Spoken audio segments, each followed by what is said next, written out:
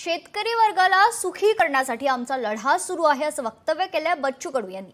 आमची लढाई भावनिक नाही, बच्चू कडू यांनी राज्य सरकारला खडे बोल सुनावलेत। या संदर्भात बच्चू कडू यांच्यासोबत संवाद साधले आमचे प्रतिनिधी संजय राठोड यांनी। पाहूयात।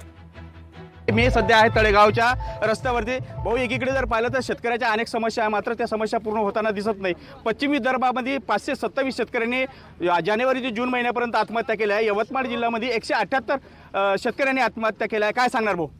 खरं तर वसंतराव नाईकांचा जिल्हा आहे। हरित क्रांतीची सुरुवात त्यांनी केली आणि त्या जिल्ह्यात आता आत्महत्या म्हणून याची ओळख होते।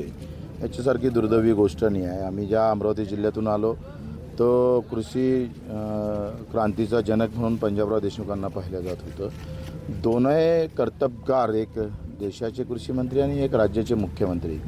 त्यांनी वेदनेतून रोजगार हमी योजना सुरू केली आणि आज वेदना राहिल्याच नाही, संवेदना राहिल्या नाही, त्याचा संवाद नाही आहे सरकारचा।